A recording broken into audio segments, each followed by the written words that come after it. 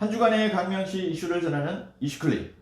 오늘은 저희가 그죠? 네. 특별히 총선을 11개월 앞둔 시점에서 내년 국회의원 선거를 예측하는 예측 방송을 준비를 했죠. 네. 네. 그 전에 저희가 구로 차량기지 광명 이전 소식을 안 짚고 넘어갈 수 없을 것 같은데요. 지난 9일 기획재정부가 재정사업평가위원회를 열고 구로 차량기지 광명 이전 사업에 대해 타당성 없음으로 결론 지으면서 사실상 광명 이전은 백지화되었습니다. 그죠. 구로 차량기지 이전 무사는 위대한 광명 시민과 광명 정치권의 승리가 아닌가라는 생각이 들고요. 이런 결과물이 나오기까지 광명 시민들 그리고 광명 정치권에서 많은 노력을 했는데 발표 전날이죠, 그죠? 네. 5월 8일 날 그 7분이 삭발 시간은 그런 결기를 네. 보여줬어요, 그죠? 네.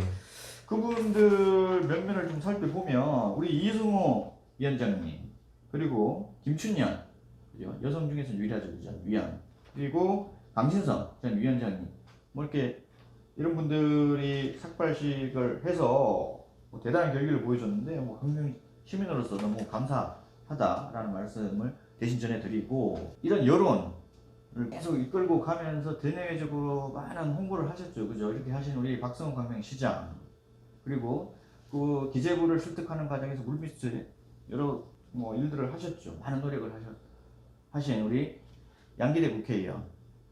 그래서 저는 이 광명 시민분들 그리고 양기대 국회의원 그리고 박성훈 광명시장 이런 분들이 정말 물심양면 노력한 끝에 얻은 결과물이 아닌가라는 네. 생각이 들어서 광명 시민으로서 좀 뿌듯하다. 제가 그래서 이제 사설에서 오버하루의 얘기를 언급을 했는데 승리를 위해 싸웠을 때 승리는 나의 것이 된다라고 하는 그 말 너무 저는 인상적이어서 네. 우리 노력해 주신 모든 분들께 감사의 말씀을 전하고 그럼 저희가 본격적으로 내년 총선 예측 방송을 한번 진행을 해보도록 하겠습니다.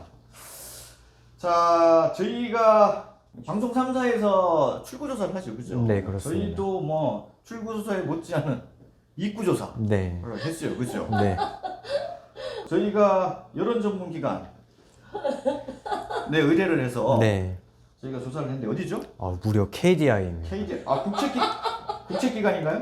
저희 국책기관은 아니고 저희 네. 동네를 책임진다고 해서 동책기관인데 국책기관. 네. 약자가 광명 동네 인터뷰입니다. 네, 이거 상당히 과학적인 어떤 그죠? 네. 데이터에 근거해서 저희가 말씀을 드린다라는 얘기. 그래서 이제 여론조사가 보통 이제 표본, 샘플도 중요하고 그래서 네. 오차범위 얘기도 하는데 그런 게 중요하지 않아요. 저희는 확률에 대한 얘기 갖고 하겠습니다. 그렇죠? 네. 확률이 얼마죠? 무려 50%입니다. 그죠? 네. 맞다 안 맞다. 네. 그죠? 네. 제가 30년 가까이 수학 선생님을 하고 네. 제가 확률 통계도 상당히 오랫동안 가르친 사람으로서 로또 당첨될 확률이 800 몇만 분의 1인데 사실 된다 안 된다 2분의 1이에요. 그죠? 네.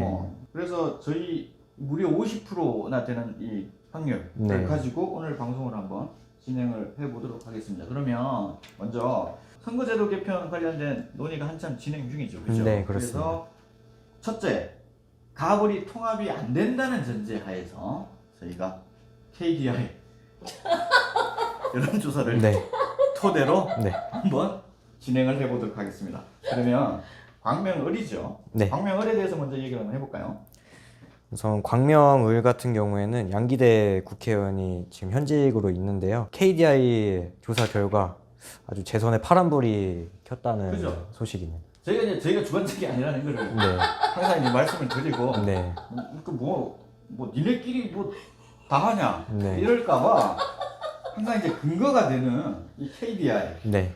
그죠? 동책기관이 광명 동네 인터뷰를 근거를 해서 말씀드리면 광명을은 누가 나와도 양기대 의원이 된다. 네. 그죠? 지금 양이원영 의원이 지역에서 열심히 활동을 하고 있으나 제가 봤을 때 경선을 간다 해도 일방적인 원사이드한 게임이 될 것 같고 그리고 양기대 의원이 그 의원으로서 여러 어떤 논란거리를 전혀 일으키질 않았잖아요, 그죠? 네, 그렇습니다. 법적이나 도덕적으로 그리고 정책적인 부분에서도 논란이 없는 분인데 이분이 비명이라는 이유로 공천에서 탈락을 한다. 이건 있을 수 없는 네. 일이라고 생각이 들고 그리고 지금 그 당협위원장이 비어있죠, 그죠? 네. 팀의 힘.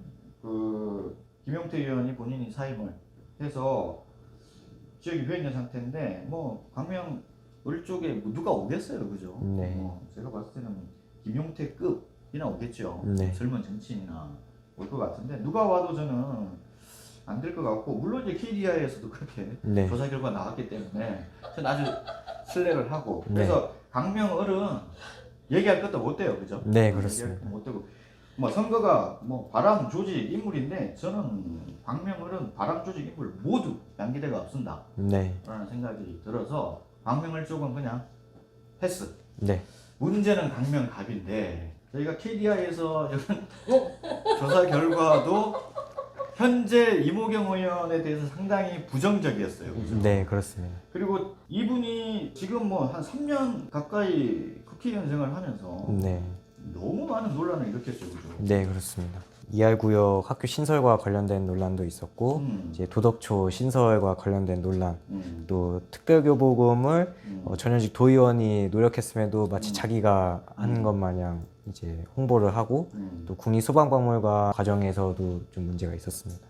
그죠? 의정보고에도 마치 뭐 연예인 그 쇼케이스 하는 것처럼 하고, 그리고 좀 본인이 정치인이라고 뭐 이렇게 의식을 아직 못하는 것 같아요. 그죠? 네. 그래서 이분은 3년 동안 의정 활동하면서 너무 많은 논란거리로 유명해졌다. 지역에서 저희가 KDI를 의뢰했을 때도 운동선수를 지역구에서 재선시킨다라고 하는 그런 부정적인 여론도 있었지만 이분이 운동선수의 한계를 벗어나지 못했다. 네. 그래, 정치인으로서의 영향을 보여주지 못했다라고 하는 부분이 더 부정적인 여론을 이끌어가는 원인이 되었다고 생각을 하고, 뭐 아까도 말씀드렸지만 선거가 이제 바람 조직 인물인데 뭐 인물에 대한 거는 끝났고, 그러면 조직이 괜찮냐 탄탄하냐, 뭐 중앙 지역 조직 그리고 지역 조직에서 움직이고 있는 위원회도, 저는 이 분들을 보면 이모경을 위한 정치를 하는 사람이 없는 것 같아요. 네. 일부 있기는 하지만 본인들을 위해서 이모경이 존재하는 것이죠. 네. 그래서 저는 이것도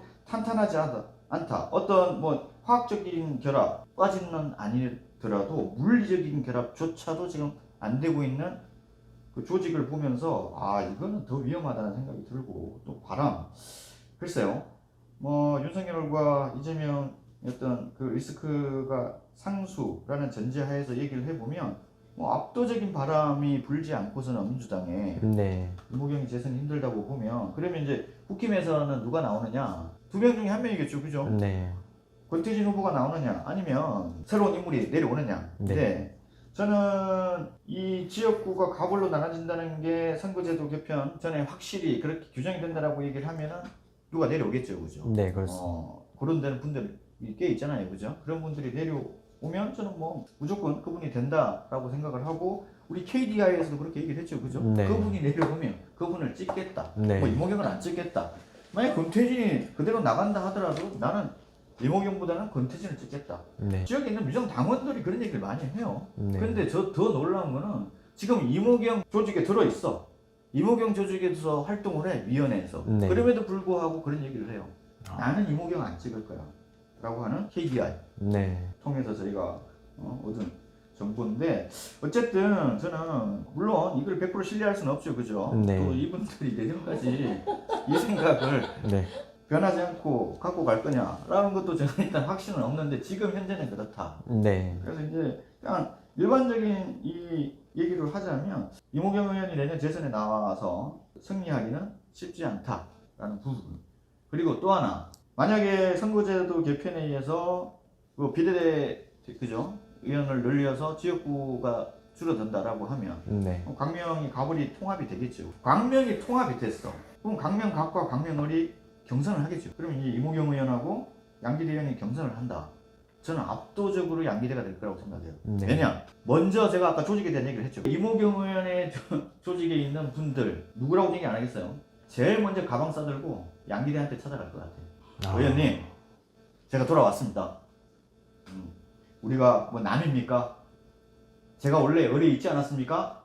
라고 얘기하면서 저는 거기 있는 분들 한 반 정도는 양기대 의원한테 가지 않을까라는 네. 생각이 들어서, 그렇게 되면은 양기대 의원이 경선에 이기겠죠, 그죠? 네, 뭐 또 양기재 의원이 국회의원이 되는 거고, 통합이 되든 통합이 되지 않든 이모경 의원은 내년 재선은 힘들다라고 생각을 해서 저는 이제 박 시장의 역할이 저는 상당히 중요하지 않나라는 생각이 들어요. 박 시장의 위치가 이제 바뀌었죠, 그죠? 네. 이제 오히려 양쪽 국회의원이 박 시장한테 좀 선거판 도와달라고 업수하는 네. 그런 상황이 됐어요. 네, 꿀릴 게 없습니다. 그럴 게 없죠, 그죠? 근데 이제 이모경 의원 같은 경우는 이제 본인 스타일대로 지역구에서 보여주는 리더십이 카리스마 리더십하고는 좀 거리가 있어요. 막 윽박 지르고 막 이렇게 해서 그렇게 하는데, 지금 이제 관계가 박 시장한테 그렇게 하면 안 되죠, 그죠? 네. 근데 제가 들리는 바에 의하면 왜 뭐 안 도와주냐, 뭐 이렇게 하냐, 아직도 이제 본인이 위치가 그렇게 되는